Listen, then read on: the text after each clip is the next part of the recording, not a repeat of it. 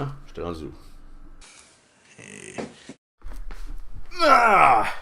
Bon là, c'est fini les affaires de noob. On commence tout de suite des trucs utiles. Je vous montre à tricher d'un GN. Oh, puis laisse faire ça le générique. On commence tout de suite. Pour tricher, faut faire des trucs qui sont pas permis dans les règles.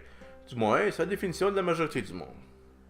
Donc, c'est techniquement pas tricher si c'est pas écrit dans les règles.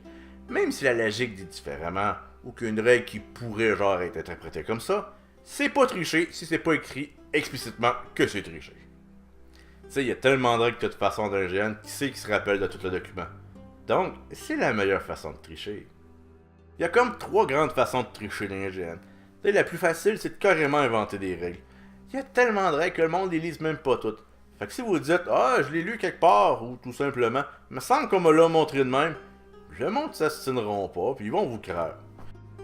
La deuxième façon de tricher, c'est de donner des règles des autres GN qui vous avantagent.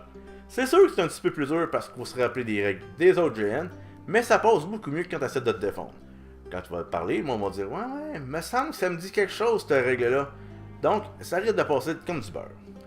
Puis la troisième méthode, c'est d'interpréter les règles à sa façon. C'est sûr que c'est la plus dure des trois méthodes, vu que ça prend de l'intelligence et de la créativité. Puis ces deux qualités-là, on les retrouve pas partout. Pour cette méthode-là, il faut lire vraiment tout le document. Puis en plus, il faut savoir lire entre les lignes. Donc, c'est vraiment la plus dure. Par contre, si vous le jouez comme faut, le monde verra pas ça comme de la triche, mais comme du powerplay. Puis l'avantage avec cette méthode-là, c'est que comme vous connaissez les règles par cœur, vous pouvez vous estimer avec le narrateur, puis même qu'il y en a quelques-uns qui vont vous laisser gagner. Bon, mais ça c'était pour les idées de base. Maintenant, on va donner des idées un peu plus concrètes. La place que le monde triche le plus souvent, c'est dans un combat. Puis tu sais, ça se comprend, là, qui c'est qui veut mourir? Tu sais, mourir, ça veut dire que t'es moins bon que le gars qui est en avant de toi. Puis personnellement, moi, j'accepterais pas ça. Dans la majorité des GN, ils vont dire comptez les coups que vous donnez, pas les coups que vous recevez. Ça joue notre avantage. On n'a pas le temps de se concentrer sur les coups pendant le combat, donc battez-vous jusqu'à la victoire, puis après, comptez vos coups. Fait qu'après votre décompte, si vous vous rendez compte que vous êtes mort, vous pouvez tomber, si vous voulez, mais de façon générale, tout ce qu'on a à dire, c'est waouh, je suis chanceux, il me reste rien qu'un point de vie. Sauf que c'est important de la dire à haute voix pour être sûr que le monde vous entend.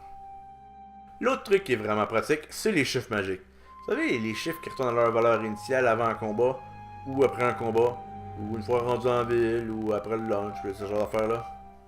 Donc si c'est écrit sur votre fiche que vous avez 8 points de vie, à chaque combat, vous avez 8 points de vie, mon armure elle vaut 4, à chaque combat elle vaut 4, j'avais oublié qu'il avait reçu des coups dessus, je m'excuse.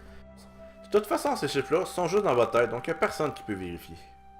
L'autre truc aussi qui est bien réponse d'un combat, si vous voyez pas le coup, il compte pas. Fait que tous les coups dans le dos ou en bas du genou, si vous le voyez pas, vous pouvez dire que vous l'avez pas senti, fait qu'il compte pas. Sauf si vous avez eu un contact visuel avec la personne, là c'est plus dur. Dans le même principe, si vous recevez un coup et que vous savez pas d'où ça vient, regardez jamais par terre.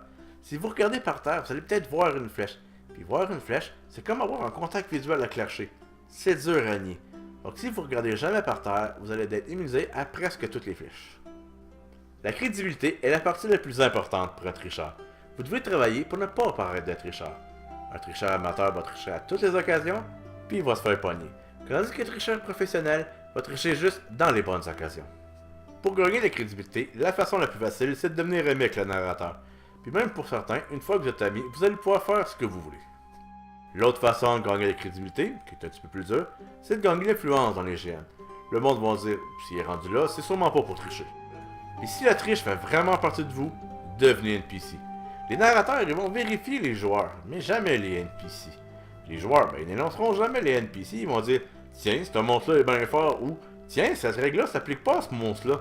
Ben, ils vous dénonceront jamais. Les NPC sont même pas obligés de les réglementer. Fait que penses-tu qu'ils appliquent? Tant que tu tombes après un bout, tu t'en fous, tu fais ce que tu veux en tant qu'NPC. Il y a encore bien des façons de tricher. Une qui est vraiment cool, là, c'est... Wow, non, wow, non! Je veux pas encore devenir une voix off, non! Fait que...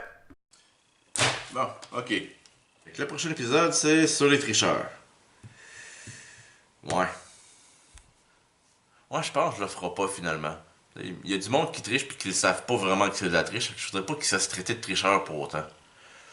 Ouais, je le ferai pas. Finalement, je vais changer ça. Un, deux, un GN, c'est un gros niaiseux.